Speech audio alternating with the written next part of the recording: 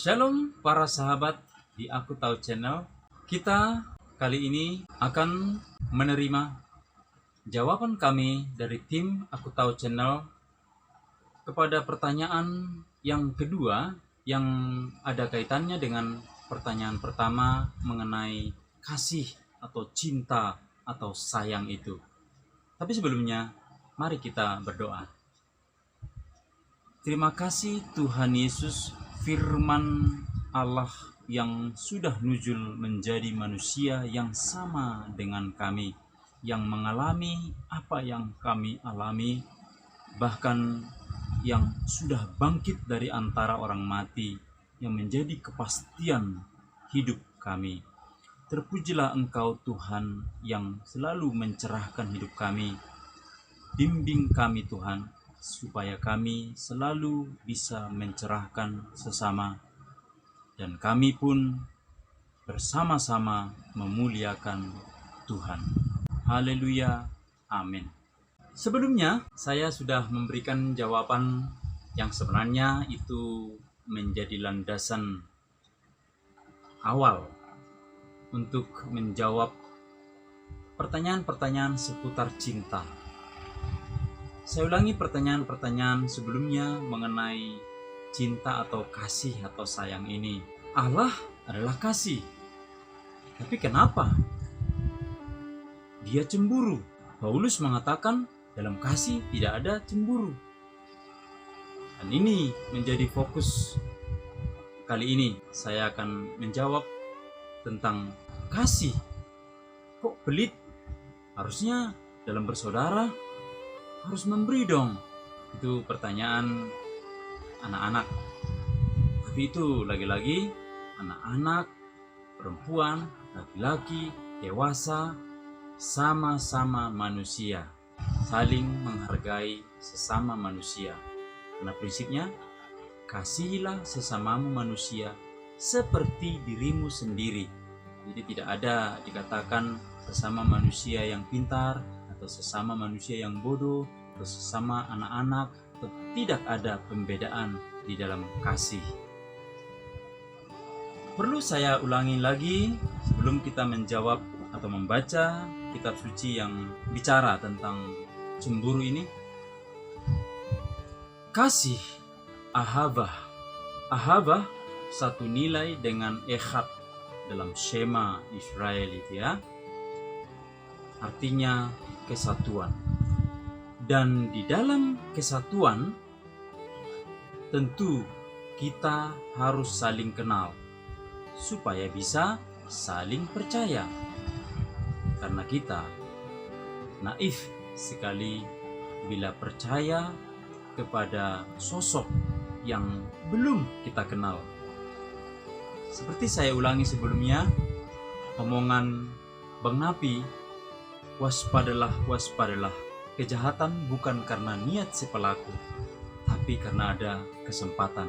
Tentu itu sesudah manusia berdosa, sehingga perlu ada antisipasi atau berjaga-jaga. Nah, untuk memperdalam kasih itu, sekali lagi saya teguhkan, Tuhan yang kita sembah adalah Esa. Bahkan bangsa kita, Indonesia yang tercinta ini, menambahkan Tuhan yang Maha Esa, Maha, sungguh menunjukkan kepada keseriusan, kepada sikap hormat kita kepada Tuhan yang Maha. Jadi tidak boleh manusia mengukur Tuhan sesuai dengan ukurannya sendiri. Dan ini nanti akan memperdalam pembahasan kita tentang kenapa Allah disebut cemburuan dan kenapa Rasul Paulus mengatakan dalam kasih tidak ada cemburu. Sebelumnya kita mendengar firman Tuhan. Biar saya bacakan dulu 3 atau 4 ayat. Keluaran 34 ayat 14. Sebab janganlah engkau sujud menyembah kepada ilah lain, karena Tuhan Adonai atau Yahweh itu, yang namanya cemburuan, adalah Allah yang cemburu.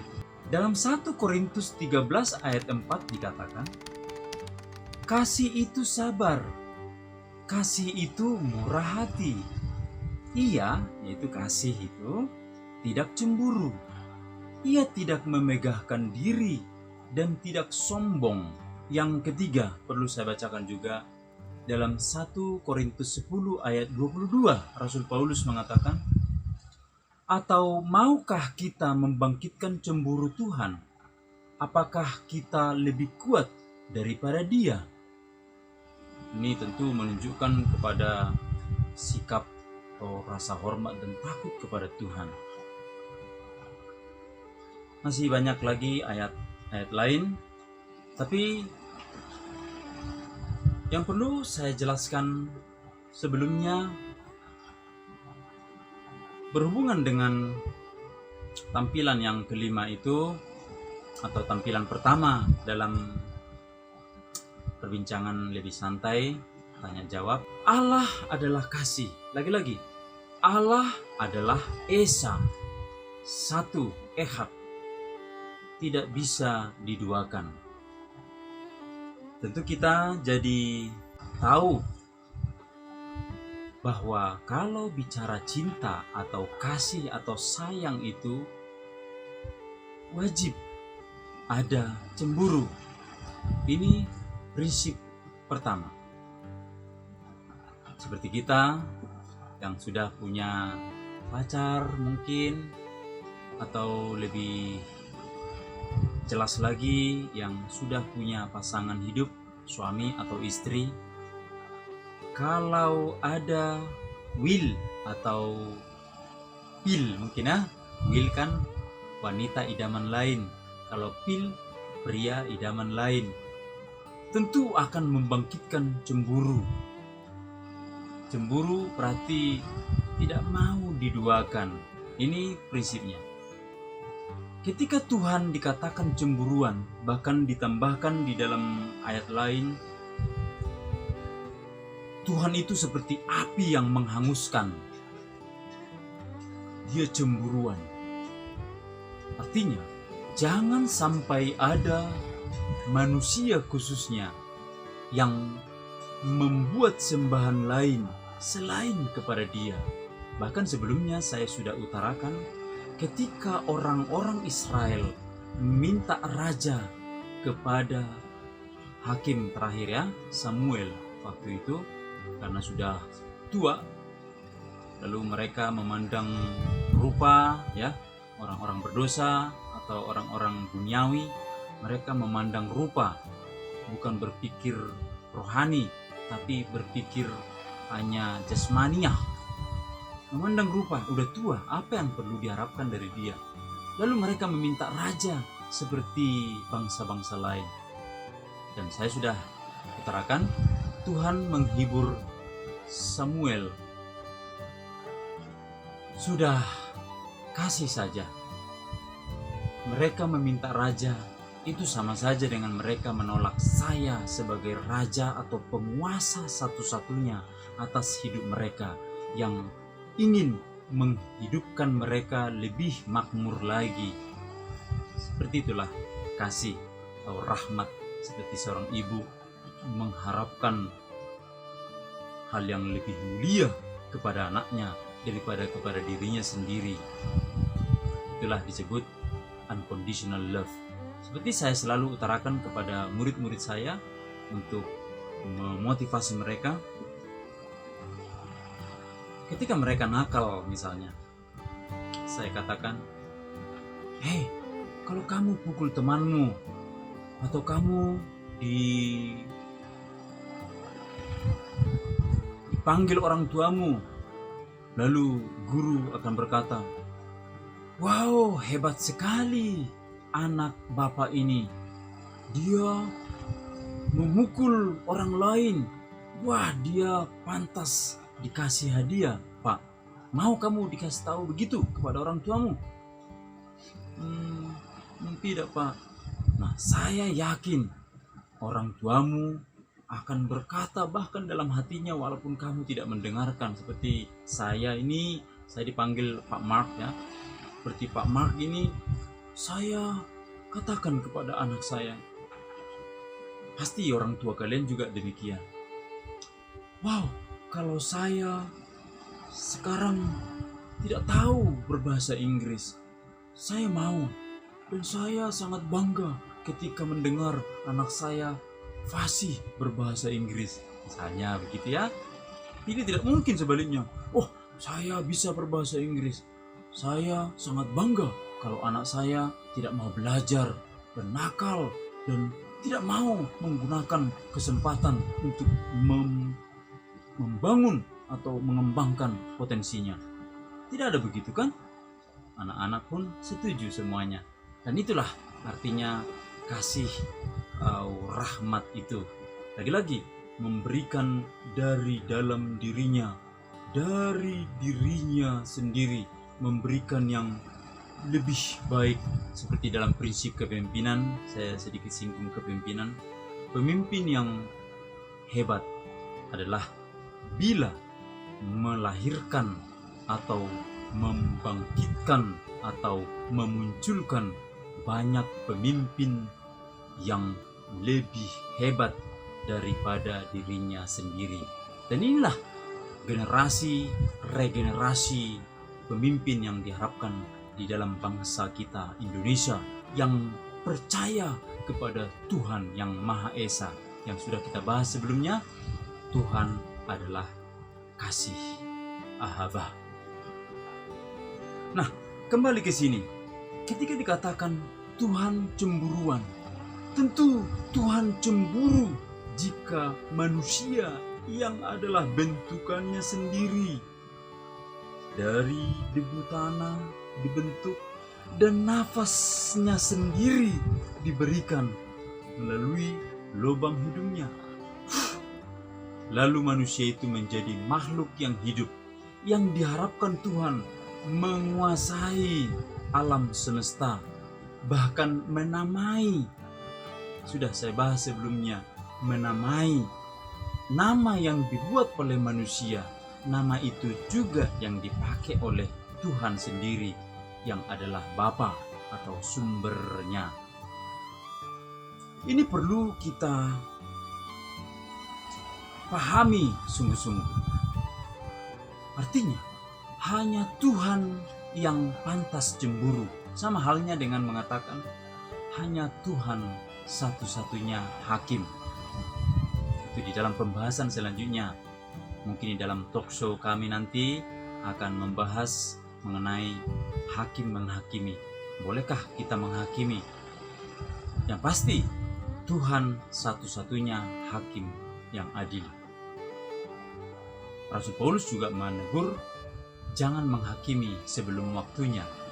Menjadi pertanyaan yang perlu saya tambahkan juga mungkin, karena di dalam bahasa aslinya,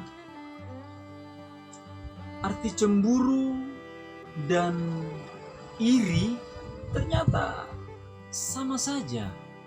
Karena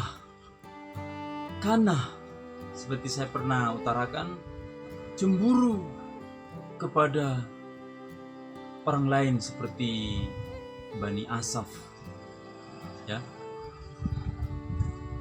cemburu atau iri ini sama saja. Sekali lagi saya katakan, karena ini cemburu atau iri. Kenapa sampai Tuhan iri kepada manusia yang menduakan Dia? Bahkan dikatakan juga Tuhan benci perceraian. Artinya perceraian yang membuat manusia mendua hati. Hatinya menyembah Tuhan, tapi sekaligus memberikan tubuhnya kepada berhala atau kepada kemauan sendiri. Nah, ini pun perlu saya bacakan biar sinambung dengan perjanjian baru. Ketika Rasul Paulus mengatakan di dalam 1 Korintus 10 ayat 22 tadi, atau maukah kita membangkitkan cemburu Tuhan? Apakah kita lebih kuat daripada Dia?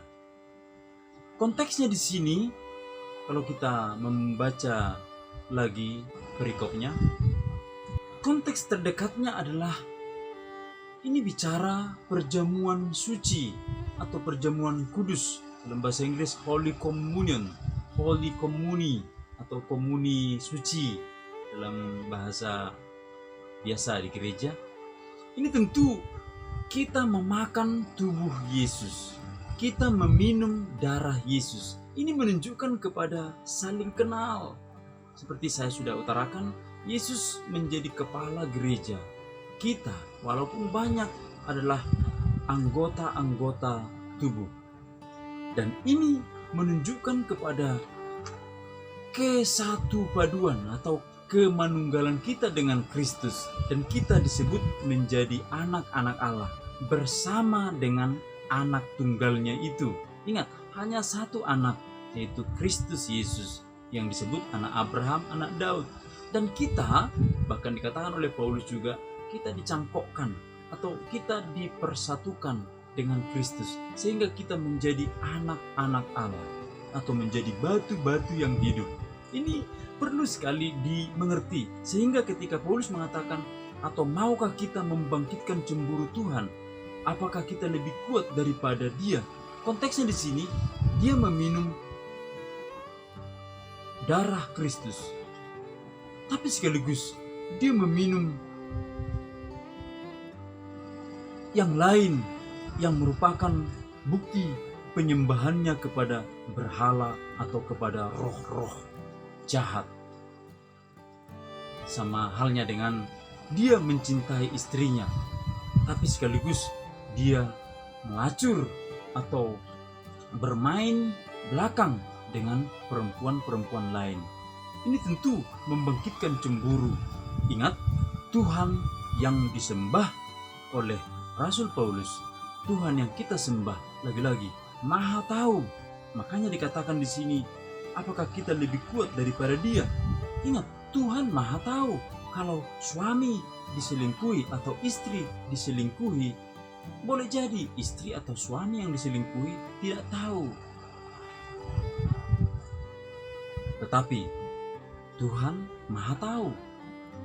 Disebut omniscient, Maha kuasa, omnipotent, Maha hadir, omnipresent. Ini perlu saya utarakan supaya kita tahu bahwa cemburu, kanah itu memang ada pada kita.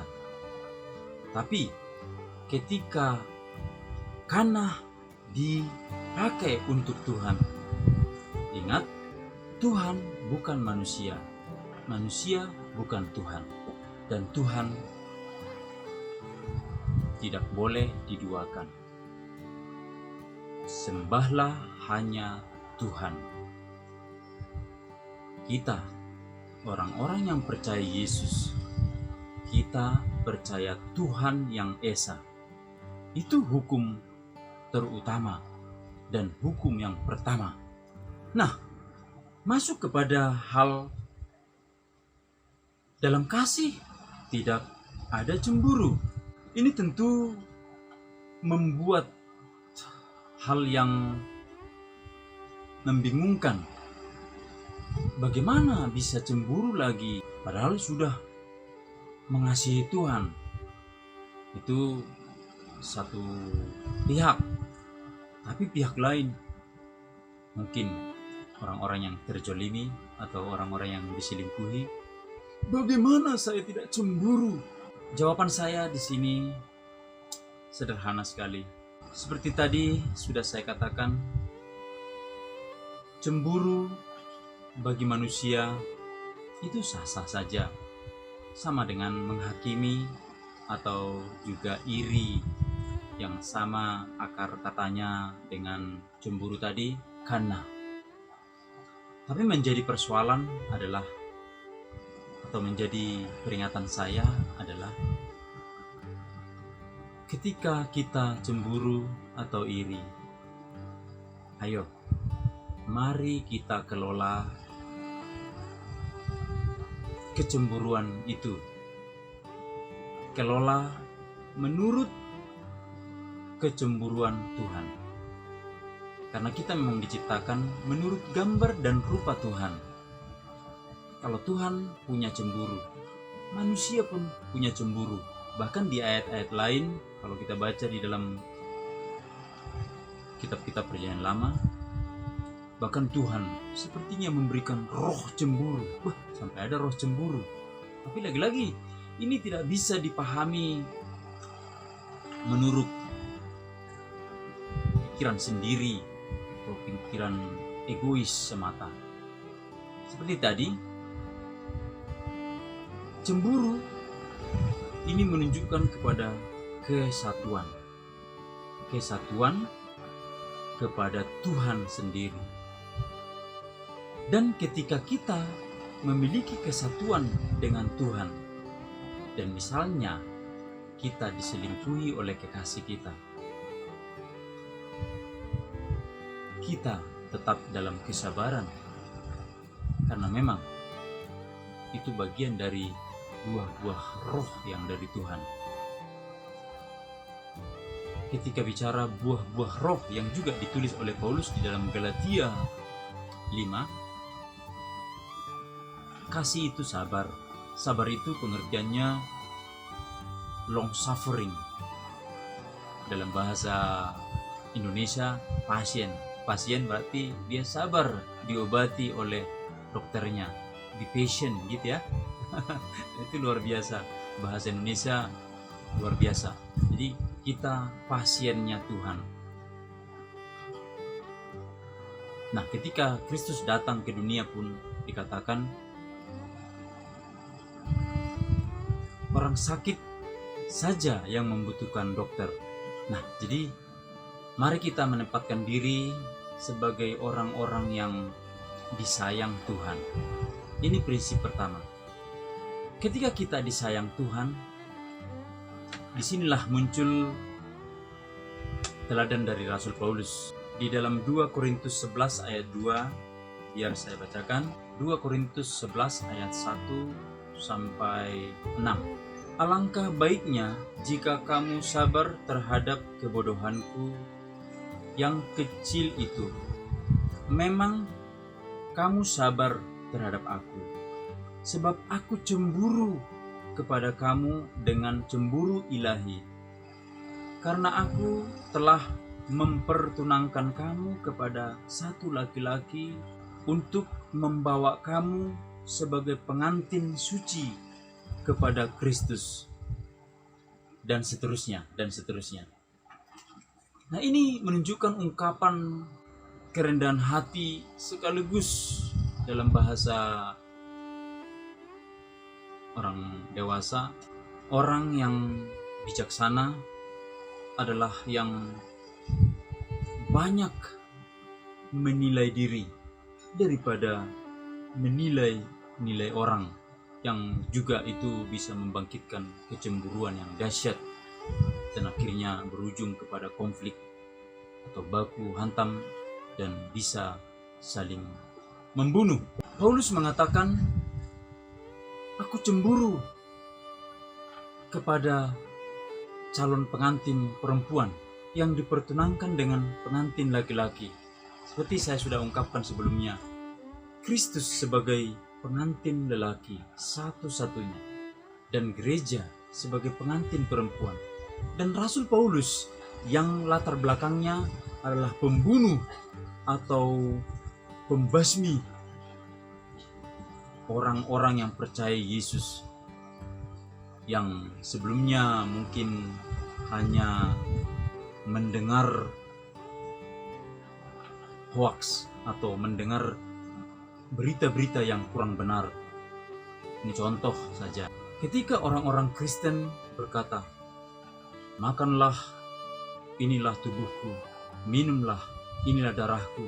Ketika didengar dari jendela misalnya orang-orang yang di dalam rumah itu yang perjamuan kudus, lalu berkata, wow, orang-orang Kristen itu atau orang-orang yang percaya kepada Kristus itu orang-orang barbar.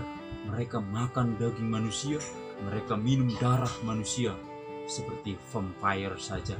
Nah, Itu benar-benar berita-berita yang tersiar di zaman itu, zaman gereja mula-mula.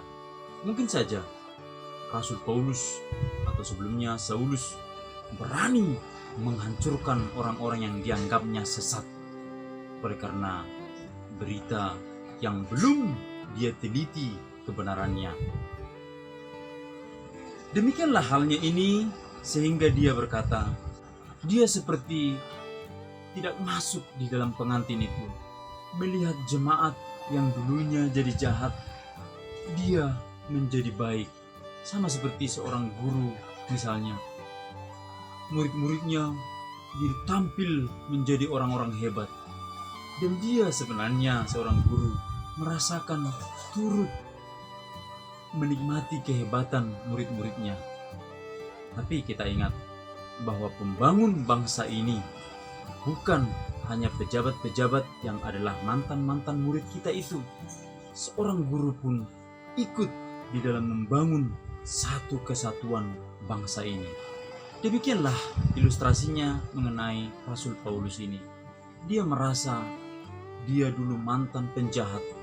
Ketika dia dilayakkan untuk melayani atau membangun tubuh Kristus atau membangun gerejanya, dia seperti orang lain di situ, sehingga dia cemburu. Lagi-lagi dikatakan sebelumnya oleh Paulus, milikilah cemburu ilahi. Nah, itu jawaban mantap. Tapi ini lagi-lagi perlu dikuatkan dengan penjelasan. Dan penjelasan ini yang harus kita ketahui supaya bisa mengelola kecemburuan kita. Yang pasti, dalam kekristenan, dalam kasih, lagi-lagi ahavah, kesatuan kita dengan Kristus, kepala dengan anggota-anggota tubuh, atau seperti pokok anggur dan kita ranting-rantingnya, kita bersatu lalu menghasilkan buah-buah kehidupan. Kita tidak cemburu. Kenapa dikatakan di sini tidak cemburu? Ditambahkan kemudian tidak memegahkan diri, tidak memegahkan diri sendiri. Tidak sombong. Sombong artinya congkak yang sangat dibenci oleh Tuhan. Katakan di dalam kitab-kitab Perjanjian Lama oleh para nabi. Miliki cemburu ilahi. Pengertian cemburu di sini kanah, perlu saya ulangi, memiliki kehangatan perasaan untuk sesuatu atau seseorang, atau melawan seseorang, atau terhadap sesuatu atau seseorang. Ini ada kehangatan tersendiri. Ada kekuatan hasrat. Biar saya paparkan mengenai Kain. Kain seorang yang cemburu terhadap adiknya Habel, sehingga dia membunuh. Tapi perlu saya utarakan, saya sambungkan kepada kasih yang sebelumnya. Ingat, di dalam kasih ada percaya atau iman.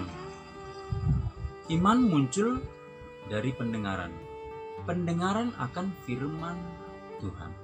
Kisah yang saya bisa paparkan kepada kita untuk contoh kegagalan dalam pengelolaan cemburu di dalam diri Kain. Kita tahu Adam dan Hawa sebelumnya berdosa. Ini cerita keluarga. Adam mempersalahkan Hawa di hadapan Tuhan. Karena Hawa yang kau berikan itu. Ini tentu memunculkan sakit hati. Ini dalam cerita-cerita supaya kita bisa mengerti. Lalu Hawa tetap hubungan suami istri dengan suaminya Adam. tetap di dalam hati yang belum rekonsiliasi, seperti halnya rekonsiliasi Abram dengan Sarai ya. Sebelumnya Sarai dengan Abram seakan-akan Abram tunduk di ketiak istrinya, karena memang Sarai punya otoritas yang hebat dan dia salah satu nabiah dalam tradisi orang Yahudi. Dia mengatakan sesuatu, Abram nurut aja, dan memang Abram sangat lembut hatinya. Tapi kemudian dikatakan Tuhan merubah namanya, Abram menjadi Abraham. Sarai karena berubah perilakunya, sikapnya, bahkan dalam perjanjian baru dikatakan Sarai bertobat atau mengalami rekonsiliasi hubungan suami istri, setia sampai akhir gitu ya, tidak mendua atau tidak selingkuh atau tidak poligami yang membuat sakit hati terpendam ya, itu bisa saja muncul, potensial sekali. Tetapi mereka rekonsiliasi, dan di dalam kitab Ibrani dikatakan Sarai memanggil Abraham tuannya, tuan, majikan, seperti kata Rasul Paulus, istri tunduk kepada suami. Ini menunjukkan sinergi, hubungan sinergi, seperti kepala Kristus bersatu dengan anggota-anggota tubuhnya, sangat sinergi ya. Demikianlah hubungan suami atau istri. Nah, demikianlah halnya dengan Adam dan Hawa. Sesudah Hawa mengandung, lalu dia menamai anaknya pertama Kain. Kain pengertiannya spears atau senjata. Seakan-akan Hawa mau berkata, rasain nanti Adam, kamu suamiku, tapi belum panggil tuan, belum panggil majikan ya, gitu ya. Kain nanti akan membalaskan sakit hatiku kepada kamu. Kira-kira begitu. Ini spekulasi saja. Tapi dilihat Kain tidak menunjukkan kualitas pembela ibundanya. Perilakunya kurang bagus.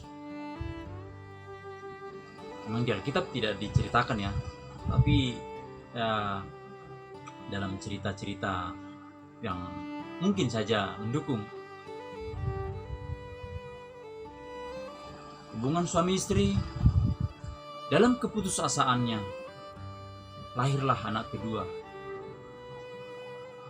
Habil itu selalu diulang-ulangin oleh pengkhotbah.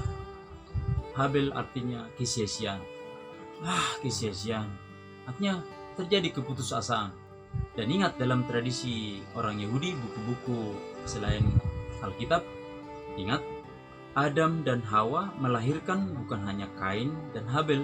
Kain punya kembarannya cewek, mungkin satu kembarannya atau dua. Habil juga punya kembaran perempuan ya, punya dua atau satu, itu terjadi ya. Sehingga ketika mereka besar, mungkin saja karena belum ada hukum yang mengatur saat itu seperti hukum terkini atau hukum Taurat belum turun ya, lalu Kain menikah dengan saudara kembarnya Habil, atau Habil kalau masih hidup bisa saja dia menikah dengan saudara kembarnya Kain, ya boleh jadi begitu. Tapi menjadi prinsip di sini, iman muncul dari pendengaran. Makanya di dalam perjanjian baru dikatakan, hendaklah engkau cepat mendengar, lambat bicara. Lagi-lagi, ketika bilang bicara, jangan pikir bicara berarti hanya di mulut. Bukan, bicara itu body kita juga bisa bicara. Ingat, ketika bilang bicara, jangan cuma pikiran di satu anggota body. Jangan hanya di mulut. Bukan. Bahkan dalam pendidikan dikatakan, perilakumu atau teladanmu berbicara lebih dahsyat, lebih powerful kepada perubahan anak-anak didik kita daripada hanya perkataan bibirmu. Dikatakan begitu. Nah, dan Habel dan Kain dan Habel, mereka bersaudara, abang beradik. Mereka suka dengar-dengaran dengan orang tuanya, pengalaman orang tuanya. Lalu orang tuanya mengatakan sesuatu. Ini contoh saja. Papa mamanya cerita. Dulu papa sama mama di Taman Eden. Ketika kami diusir dari Taman Eden, kami malu kepada Tuhan. Kami tidak seperti semula hubungan kasih mesra kepada Tuhan. Kami jadi ketakutan. Kami memisahkan diri. Malu. Kami malu di hadapan Tuhan. Lalu Tuhan tetap mengasihi kami. Kami mengambil pakaian kami dari daun-daun atau dari upaya kami sendiri-sendiri, atau dari kekuatan kami sendiri. Tetapi Tuhan tidak berkenan rupanya. Tuhan memberikan kami kulit binatang. Nah, nangkap ini, cerdas si Habel. Cerdas dia. Beda dengan Kain. Dari tanah, kembali ke tanah. Mungkin itu saja yang didengar kali ya. Seperti, manusia sama saja seperti binatang, kembali ke tanah, hanya memiliki nafas gitu. Tapi beda dengan Habel. Ini mirip saja dengan Yakub dengan Esau ya. Itu kehidupan keluarga. Ya. Itu mari kita pikirkan benar-benar cerita kitab suci kita adalah cerita keluarga. Makanya kita disebut keluarga, hubungan bapa dengan anak, ya, hubungan bersaudara. Kita tidak berdosa karena kita memandang satu sama lain saudara. Sama seperti yang saya utarakan kepada murid-murid saya ketika ada orang Jawa, ada orang beragama ini, berantem mereka. Lalu saya tengahi, saya marah. Hei, kamu bilang kamu orang Jawa lebih hebat daripada orang Batak. Kamu bilang juga orang Batak lebih hebat daripada orang lain. Saya tanya sekarang, kamu dilahirkan siapa? Kamu dilahirkan siapa? Mamaku. Mamamu dilahirkan siapa? Terus menerus begitu. Sekarang bapakmu dilahirkan siapa? Dilahirkan laki-laki atau perempuan? Dilahirkan bebek atau dilahirkan apa? Dilahirkan mamanya apa? Mamanya dilahirkan siapa lagi? Mamanya. Mama pertama siapa? Hawa. Nah udah. Ada orang lagi yang nyerocos. Emangnya kamu percaya ada Hawa? Kamu kan gak pernah lihat. Sekarang saya tanya lagi. Kamu pernah lihat opungmu? Pernah lihat mama yang melahirkan opungmu? Pernah lihat? Kok kamu percaya ada opungmu? Jadi percaya itu bukan bicara harus dilihat mata. Itu namanya bisa percaya ala-ala orang-orang biasa. Harus melihat dulu baru percaya. Nah, kembali ke sini. Habel dengar-dengaran, dia menangkap sesuatu. Lalu dia memilih mempersembahkan kepada Tuhan sesuai dengan kehendak Tuhan sendiri. Lalu dia mempersembahkan peliharaannya. Karena makanya dikatakan di dalam kitab suci, Tuhan menerima persembahan atau mencium harum persembahan dari Habel. Karena memang dilakukan dari iman. Iman itu karena pendengaran. Pendengaran berarti mengikuti aturan main. Tidak semaunya sendiri. Nah, inilah yang dilakukan oleh Kain. Semaunya sendiri. Ya, ini hati-hati. Dan inilah yang mau ditegur oleh pembicaraan kita. Inilah yang mau disampaikan di dalam pengelolaan cemburu ini. Jawaban saya sekali lagi, cemburu, ya, kita ada cemburu. Tapi ketika dikatakan dalam kasih tidak ada cemburu, berarti dalam kasih lagi-lagi ada pengenalan, ada kemudian percaya, dan dari percaya itu berarti rajin meneliti, mendengar atau membaca kitab suci supaya lebih kenal siapa yang kamu percaya. Konteksnya di mana? Jangan asal bunyi, jangan asal menghakimi, jangan asal-asal bicara. Sebelum diteliti akurasinya atau ketepatannya. Jadi pesannya di sini adalah milikilah cemburu ilahi. Artinya, mari pikirkan kebahagiaan sesama. Mari pikirkan saudara-saudara kita bisa lebih makmur hidupnya, bisa lebih sentosa hidupnya. Ingat, kita semua bersaudara. Seperti Kain dan Habel yang sudah gagal dalam mengelola cemburu yang berakibat kepada pembunuhan adiknya sendiri, Habel. Tapi kita kembali kepada mari dengar berita-berita ilahi. Dan ini kaitannya saya tambahkan kepada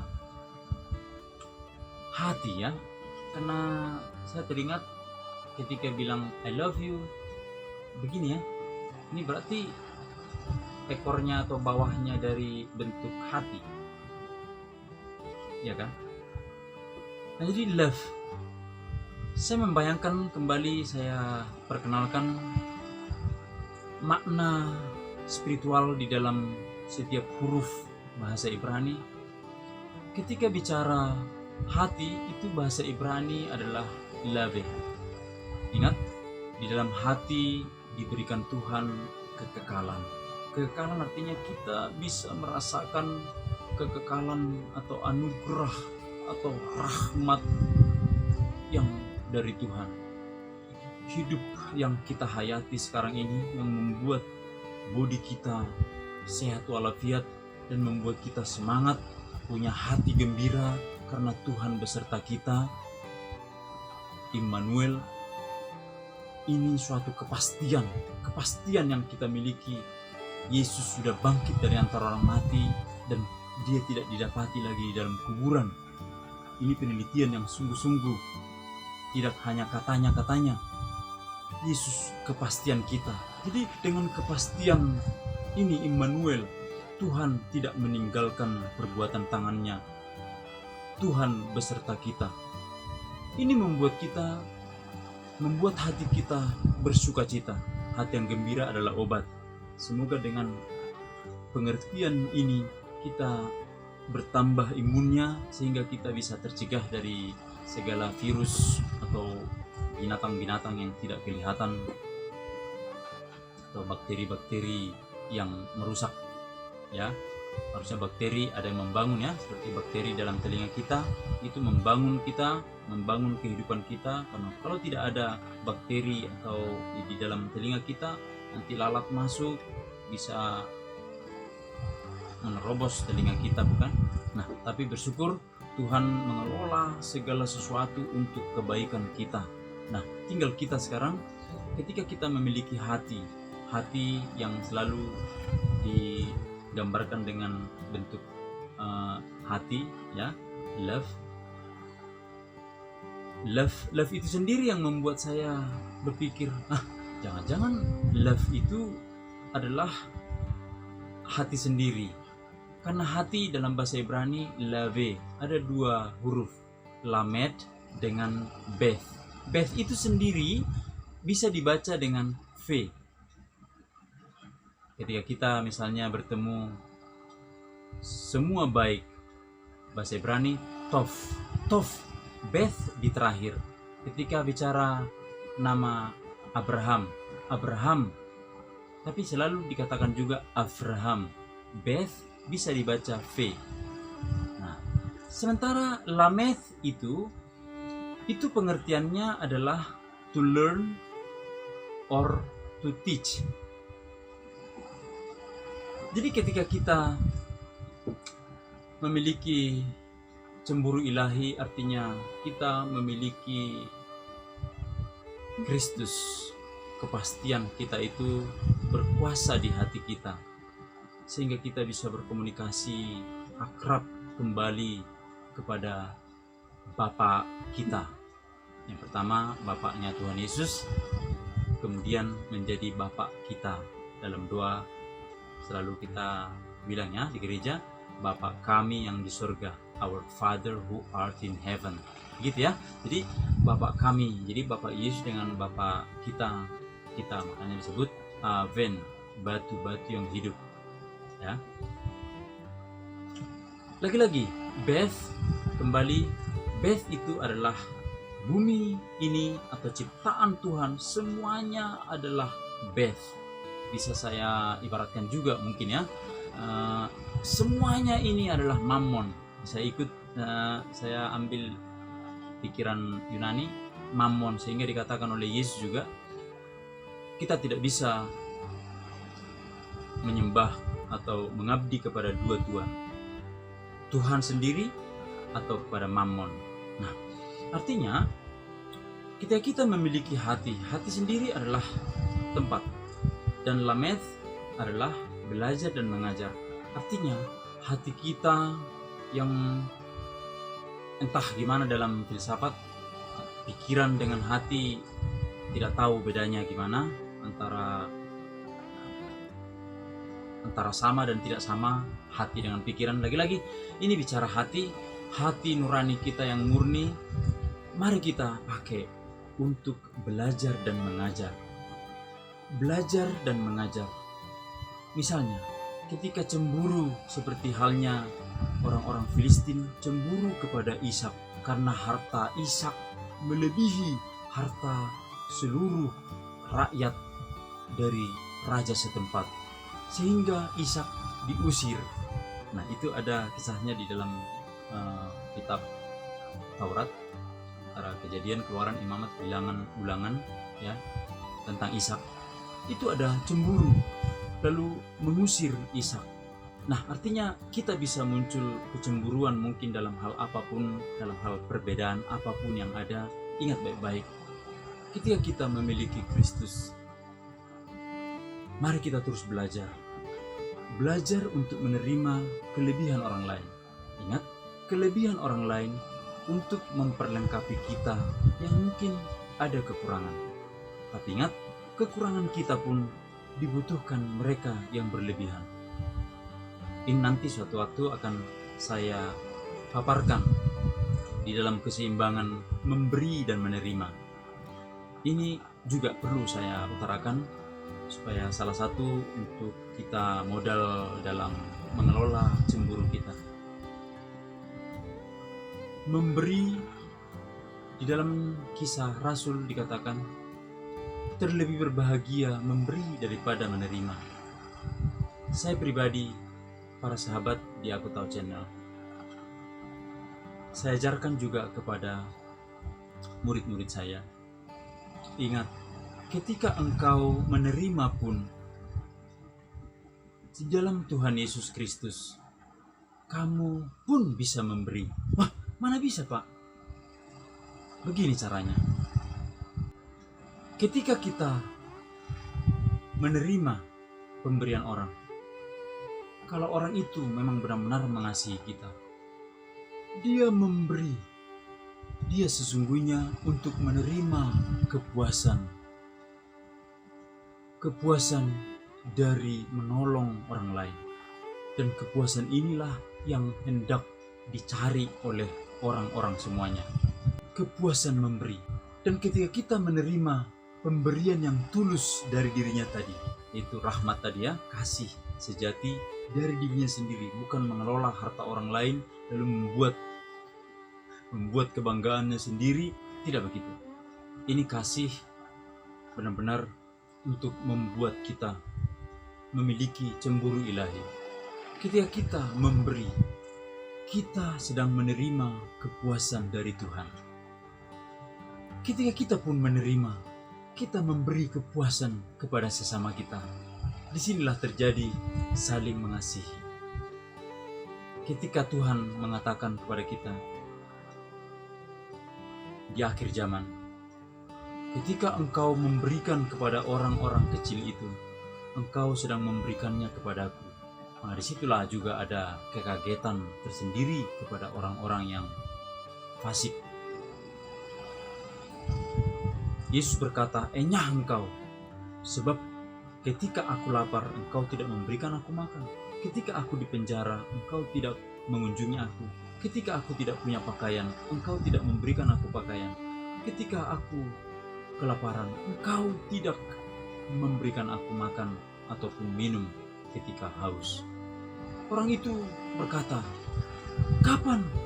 Kapan itu? Kapan itu?"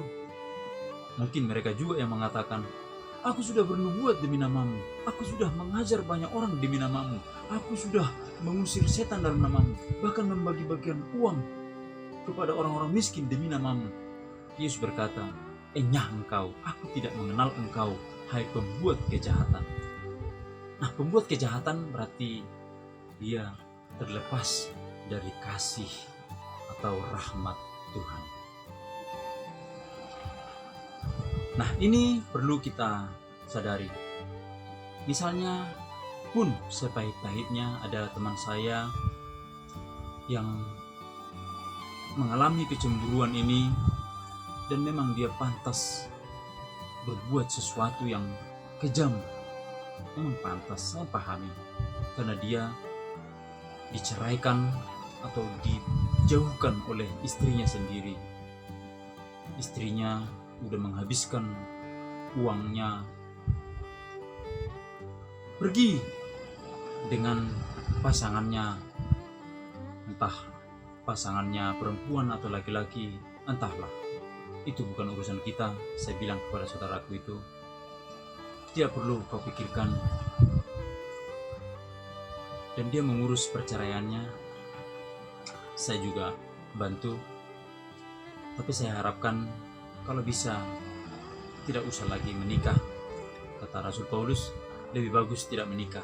Artinya supaya fokus kepada pekerjaan-pekerjaan besar, pekerjaan-pekerjaan yang Tuhan sudah persiapkan untuk mendidik atau membangun banyak jiwa.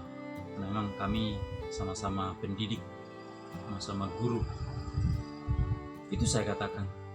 Tapi lagi-lagi karena dia harus mengelola banyak hal dan dia memilih menikah atau tidak menikah, itu urusan pribadi. Tapi yang saya cegah adalah hentikan rasa cemburu atau roh cemburumu yang mengakibatkan kematian sesama. Bahkan dalam Kristus Yesus yang kau terima, kamu dulunya orang yang liar, tapi sesudah kamu percaya Yesus, kamu menjadi tertib hidupnya. Terima dia apa adanya. Bercerai secara hukum oke-oke saja, karena kita hidup di dalam negara hukum. Tetapi lagi-lagi jangan dikuasai oleh kecemburuan yang akhirnya membangkitkan rasa dengki atau rasa iri. Seperti tadi saya katakan, iri dengan cemburu sama artinya dalam bahasa Ibrani, kana. Dan yang terakhir, untuk menjawab soal kecemburuan ini, dalam kasih tidak ada cemburu. Kita perlu sadari sebagai manusia ciptaan Tuhan yang dimuliakan Tuhan, untuk membangun bangsa ini, mari kita sadari ketika dikatakan Allah itu kasih, kita harus tahu bahwa Tuhan Allah sendirilah tempat naungan kita. atau tempat perlindungan kita, bukan sebaliknya. Ini saya perlu jelaskan. Seorang pemimpin hebat seperti Bapak Jokowi, jangan kita berpikir Bapak Jokowi hanya milik atau hanya di Indonesia posisinya, atau hanya di orang Jawa posisinya. Itu terlalu picik. Saya yakin Bapak Jokowi setuju dengan omongan saya ini. Indonesia yang ada di dalam diri Pak Jokowi ini untuk mencegah kita juga dari kemusyrikan atau dari penyembahan berhala yang menduakan Tuhan. Para sahabat di Aku Tahu Channel, biar saya teguhkan sekali lagi bagaimana cara kita memiliki cemburu ilahi. Sadarilah, ketahui baik-baik. Marilah kita hidup di dalam Tuhan. Marilah kita hidup di dalam kasih. Ingat, Tuhanlah tempat perlindungan kita. Jangan picikkan diri kita hanya berpikir Tuhan ada di dalam hidupku. Tuhan berkuasa atas alam semesta. Kita yang di dalam Tuhan. Seperti dikatakan juga, bukan kamu yang mengasihi Tuhan, Tuhan yang mengasihimu. Nah, dengan kita menerima kasih Tuhan, kita pun sangat legowo, ya. Sangat legowo untuk berbagi kasih. Oleh karena apa? Kristus Yesus berkuasa di hati kita. Kristus sudah memberikan roh-Nya yang tanpa batas. Dan roh yang diberikan kepada kita, roh yang cemburuan. Artinya, mari kita hanya fokus kepada Tuhan saja. Jangan membangkitkan cemburu Tuhan, seperti membunuh orang padahal belum waktunya. Tuhan yang akan menghakimi atau memutuskan sesuatu, tapi kita coba-coba karena kesombongan kita atau karena kebanggaan kita mengambil jalan pintas lalu menghakimi sebelum waktunya. Itu tentu tidak boleh. Jadi mari kita kelola kecemburuan kita. Mari kita fokus kepada Tuhan. Tuhanlah tempat naungan kita. Seperti kata Yesus juga, di luar aku, kamu tidak dapat berbuat apa-apa.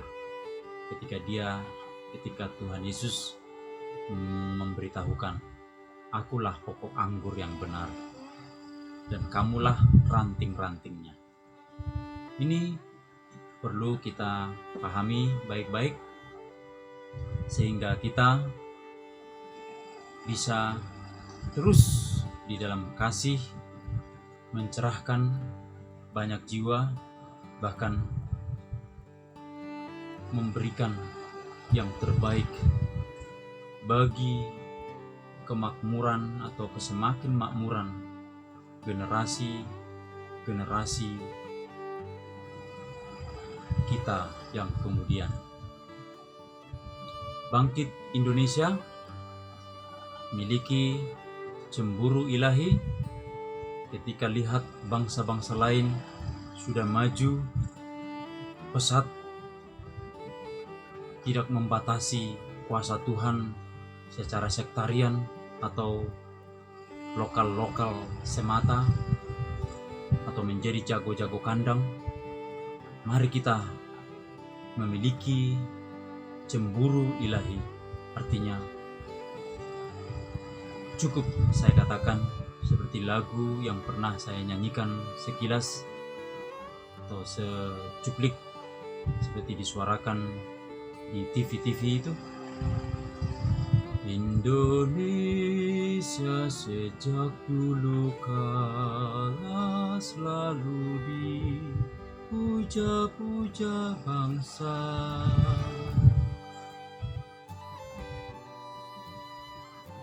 Shalom. Maju terus dalam cemburu ilahi. Mari kita berdoa.